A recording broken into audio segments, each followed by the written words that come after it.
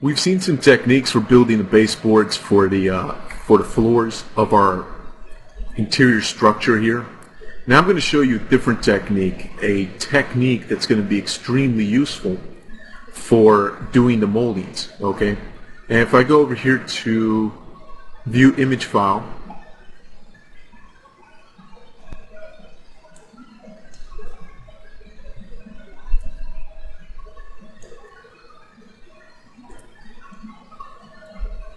it's a little bit difficult to see here in this image. Again, Google Images is a great way to search for reference material when doing something like this or any type of modeling. But you can see the moldings are basically the top part here that is kind of like baseboards, but they connect the ceiling here with the walls. Okay, so it's the opposite of baseboards. Baseboards on the bottom, they run along the floor. Moldings are going to be up here at the top running along the ceiling. Okay. And if I go over here, I have a couple more images. Let me just bring up another image here. Here's another image of the moldings there. Might be a little bit difficult to see, not the highest quality image there. But you can see basically the moldings have sort of this cool design to them, and they really add a lot of detail to your structure. So if you're building something like this in 3D, say for example a house like this, you definitely want to build moldings. You definitely want to build moldings, as it's going to add a lot more depth and detail to your model. So let me go in here, let me go to polygon mode, and let me unhide all polygons, because I'm going to be working another area here. So I'm going to take this and I'm going to hide these ceiling polygons. So I'll go to visibility, I'll hit hide selected. Okay, there we go. Not bad. Alright, now I'm going to show you a different technique for doing the moldings of the ceilings. We're not going to use the same technique that we've been using down here, at least not for the most part. We're going to use a technique that's faster and easier. So what is this technique? Well, we're going to improvise a little bit here. We know that we need to create a molding, basically, sort of baseboard for the ceiling here, and it's got to follow the entire top floor ceiling, which means following all of these different angles and contours here of our ceiling. So we have a lot to do. Okay? Here's the little trick for doing this as fast as possible. We're going to go to the Creation tab. We've been using the Pro Booleans, that's why I'm in the Compound Objects here. We're not going to use any of these geometric objects. We're going to switch over to Shapes, and we're going to use Splines. Okay? And I'm going to use the Line object. I'm going to make sure I have Vertex Snapping turned on, and you're going to see why in a moment. I'm going to snap a line over here and start creating a line. Basically, you can see how we can create a line. Just start clicking on the different vertices of basically the corner of the ceiling here. Now when you run out of room, just go ahead and pan over here and right click to end the creation process. The line should still be selected. Go to the Modify tab, okay, and down here we have a little tool here. It says Create Line. If we go ahead and click that, we can continue creating our line. So let's go ahead and do that. Let's just click here where we left off, and then click here, and here, and there,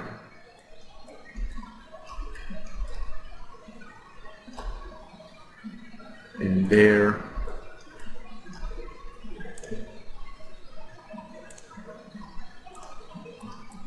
Basically just it's like connecting the dots. It's extremely easy to do.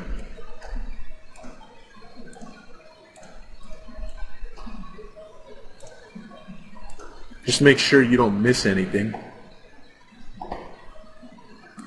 So click where you left off, then click again. I'll click where I left off, and I'll click again. And I think I missed a spot over here somewhere. Pretty sure I did. Let me isolate selection here. Oh, and I missed a very big spot over here. Okay, so it's very easy to get caught up and sort of lose track of what you're doing and miss something. So I'll go back to Create Line, and I know I missed that spot, and that spot there. Okay? Alright, next thing I'll do is I'll hit 1 to go to vertex mode, basically. So the spline object has vertices. So I'll select all the vertices by hitting Control A. And then I'm going to go down here to Weld. I'm going to hit Weld just to weld any loose vertices together. Okay. Now I just noticed that I have a bit of a problem here. And this is something that's very easy to miss. And when you're working on a big complex project that's very time involved and you're spending a lot of time on it and a lot of energy on it, it's very easy to be moving along, make a mistake, not notice it, and continue moving along. Okay? So in this case, I noticed that I did make a mistake. And it's good that I caught this so I can show you how to fix it very easily.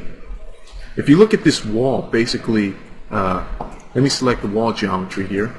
This is the edge that I'm talking about. That edge right there is slanted. It's crooked. It's wrong. Okay? If you look at the edge back here, it's perfectly straight. This one is not. And if I go to a left view, go to wireframe mode, or let me go to a front view. Okay, you can see it in the front view. If I go to a front view and I look at that edge, I can see that it's crooked. It's slanted. Okay? That is a big no-no. Don't want that. That's going to cause some serious problems. So here's what I'm going to do. I'm going to open up the Transform Type In tool here. I'm going to select the bottom vertex of the line and check its x-coordinate. And the x-coordinate is exactly at 4. And if I check the x-coordinate of this vertex on that end of the wall right there, I can see it's also 4. So something tells me that's right. If I select this vertex up here, it's 4 feet and 1 point something inches. So I know that one's off. So I'll just go ahead and type in 4. And there we go. Problem is solved. Quickly have a look at that, see if anything's off. And if it is, fix it. It looks like I fixed the problem though, so there shouldn't be a problem. Now because I was tracing my spline object on the top based on the wall, it's off too. But that's not a problem. I'll just take the vertex, go to the Transform Type In, and type in 4, and that fixes up the problem. Be a good idea to go ahead and scan this real quick when you get a chance. Make sure that there's no mistakes there, or you're not leaving anything wrong in your path, because that could come back and bite you in the rear later. Okay, so now that I have the line object complete, what I'm going to do is I'm going to isolate the selection, and there's the outline. There's basically a tracing of the ceiling there, where the molding has to go. So what I'm going to do now is actually pretty simple. Now it's going to get pretty easy. Now that the tracing's been done, I can simply hit Control and V to go ahead and clone this spline object, and I want to make a copy of it, not an instant or reference, a copy, and hit OK. And it's a different object. As you can see, now I have 2 spline objects. Alright. Now if I open up the Transform Type In tool, I can see that right now it's located at 19 feet 12 inches, which is also 20 feet. And I'm going to make my molding about 6 inches wide. Okay, my baseboard I believe was about 4 inches, maybe 5 inches, something like that. I want the molding to be a little bit bigger, so I'll make it about 6 inches. So to do that, it's actually pretty easy. I'll go to the offset world over here, and for the Z, I'm going to go ahead and type in -6. And that's going to move my copy here of my spline object 6 inches. So basically, imagine that's the blueprint there for the molding. It's now 6 inches wide, as you can see. Alright, so now what I'll do is, with either line selected, doesn't matter which one you have selected, I'm going to go ahead and I'm going to attach these together. So to attach that, go over here to the Modify tab over here, and hit the Attach, and just select the other edge, or other line object, or spline object I should say. Okay, let me go ahead and isolate selection again. Okay, so we're almost there. Now what I want to do is I want to apply a modifier. I'll go up here to the modifier drop down list, and I'm going to go down, and the modifier I'm going to look for is called cross section. Okay, so I'll drop a cross section modifier, and it's going to connect the top and bottom spline objects together. So I'm about halfway there, okay, but it's not a 3D object just yet. I'll drop another modifier. I'm going to go and look for a surface modifier, And now it's sort of a 3D object. Not really, but it sort of is. And you notice it has this weird coloration right there. See that? We'll fix that in a moment. Down here we have a very important parameter. It says patch topology, and it says 5 steps. I'm going to show you what happens if we don't change that setting. Okay? If I drop another modifier here, say an edit poly modifier, you notice that our object is heavily tessellated. We have a lot of extra edges and vertices all over the place, which is no good. That's because the patch parameter that we looked at a moment ago is set too high. It's set to 5. So let me delete that edit poly modifier, and I'll go down here to patch topology and take the steps down to 0. Alright? And then I'm going to come back and I'm going to drop the edit poly modifier again. And now you notice we don't have that problem anymore. We have a shading issue though. You can see here that it looks a little bit weird. If I turn my camera around, certain areas turn black and then certain areas lighten up back to its pink color. Okay? The problem with that is the normals are off. So I'm going to go to polygon mode, select all the polygons. And what I'll do is I'll come up here to the Graphite Modeling Tools and I'll go to Properties and I'm going to hit this button that says Smooth 30. And once I do that, it fixes my smoothing problem perfectly, so we don't have a problem anymore. Alright? Now what I'm going to do is I'm going to collapse the entire modifier stack. I'll hit yes. Okay, so we're good. I'm also going to go to Views and turn on X View here and turn on Open Edges. Now we should have green edges on the top and on the bottom of the entire object, but we should not have any green edges on these cross-section edges that go up and down that connect the top and bottom together. You should not have any green edges right there. If you do, it means you have open edges. You need to select those vertices and weld them together, close those open edges, or else you're going to have a serious problem on your hands. Okay? My object doesn't have any open edges, so I'm good. I'm going to exit isolation mode, and there we go. Now we have our geometry that we're going to use to create the moldings. Now it's simply a matter of getting creative with this. Let me go over here and turn the X view off. Okay, so what do I mean about getting creative? Well, I have some reference images. I strongly suggest you do the same. Go on some kind of search engine, do a search for moldings, okay? And find yourself plenty of reference images. Based on the reference images that I've seen and studied, I'm going to go ahead and just, out of my own imagination, create a molding here. So I'm going to kind of do this on the fly. So here's how I'm going to do this. I'm going to select all the polygons here, and I'm going to extrude these. I'm going to go to the quad menu and open up the extrude options. I'm going to work with the tool options here quite a bit. Alright? Now, the initial extrusion height of 10 inches is way too much. And also, I want to do this by the local normal. See, if I go by polygon, kind of messes it up. If I go by group, it really messes everything up. So local normal is what you want to use. 10 inches is way too much, so we're going to reduce that by quite a bit. I'm going to go with about, actually half an inch looks pretty good. I think I might go with half an inch, or let's try 1 inch, see what we end up with. I'll stick with 1 inch for now. Doesn't look too bad. Okay, so once I do that, I'll just hit OK. Then I'm just going to take this edge that's right there. I'm going to select the ring. So I select the ring of edges all the way around. And the cool thing is that as we model this area out, the entire object is going to be affected this exactly as we see it here in my viewport. So I don't have to worry about the rest of the object or cutting sections and sticking them together and using pro booleans or any of that stuff. I don't have to put up with that. Instead, I'm just going to do it this way. I'm going to go to the connect options here, and I'm going to connect these edges.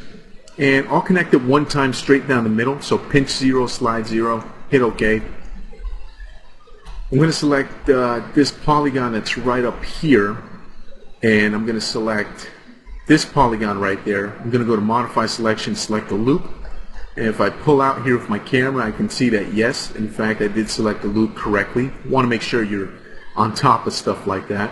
Don't want to get surprised later.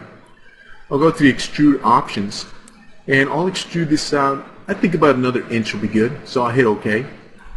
Then I'll take this edge again, select the ring, go to Connect. I'll go to the Connect options, connect it one time in the middle, hit OK. I'm going to select this top polygon and that one right there. I'm going to select the loop, and I'm very paranoid.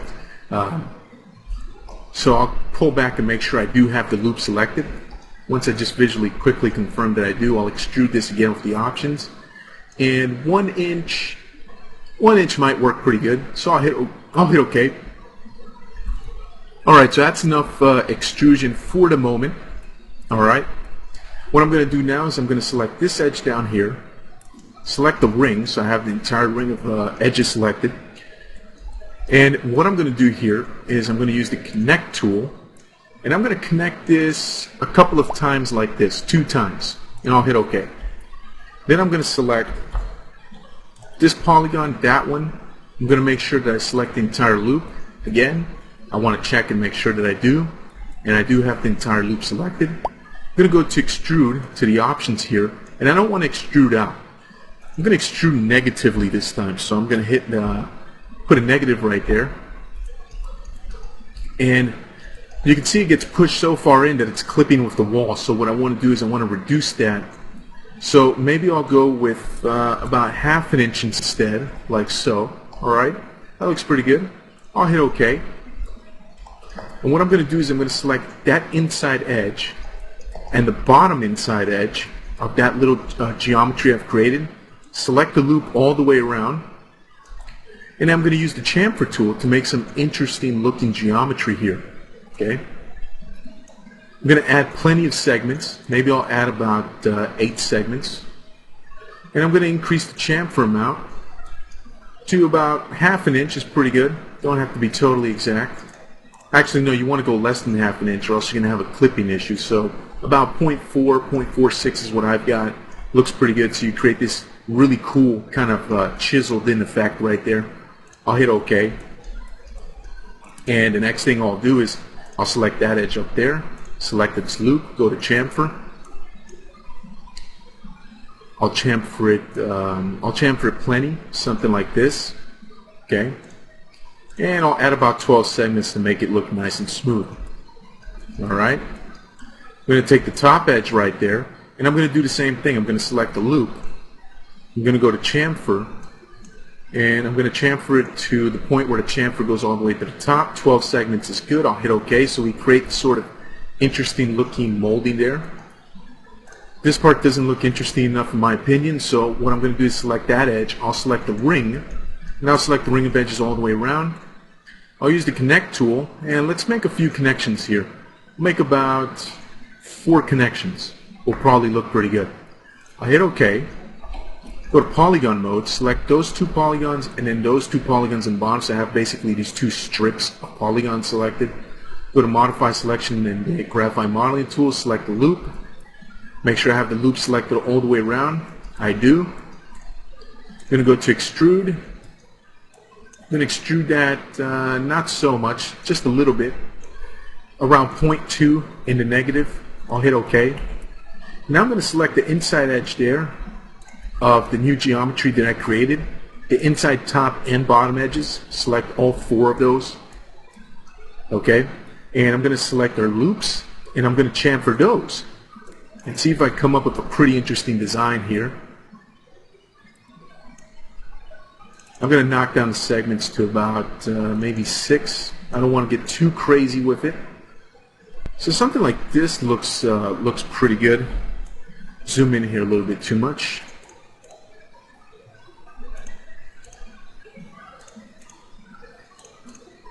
I'm going to stick with 6 of them. And there we go. I'll do a design like that. So I'll create a kind of chiseled in effect for that area as well. So really it depends on how crazy you want to get with this, how much time you want to dedicate to it. And you can create some pretty interesting molding effects here. You can see this molding already looks pretty interesting. If I wanted to, I could take this loop of edges down here. I could chamfer that. It's going to create a pretty interesting effect as well. Maybe I'll pull out and do a quick little test render. And I get an error message when I try to test render. It's telling me that an object called object 3 has a mesh with invalid vertices and something like that. So I'll go ahead and I'm going to hit H to open up the scene selection tool here. And I'm going to tell it to look for an object 03, and it found it for me. There it is. So I'll select it. And it's this object down here. You can see it's a pro Boolean object, so it doesn't like that. So I'll go ahead and convert that to an editable poly. And now my rendering feature's back. Alright, so now that I can test render again, I don't have strange errors popping up. I'll just come in here, do a quick little test render of this. Not the best render, but it gives you a good overall idea of how this is looking. And it looks pretty interesting, it looks pretty cool. And if we pull back and we look at this from a little bit of a distance here, we can see that the baseboards and the moldings for the ceiling there look awesome. They add a lot of detail and depth to your scene, and really makes a huge difference between something that's amateur and something that looks more finished and more professional. Okay? Alright, so I'm going to end this video here, and in the next one we're going to focus on finishing up doing some ceiling moldings for these little hallways down here on the first floor. That's going to require a little bit of a different technique, and you'll get to see that coming up next.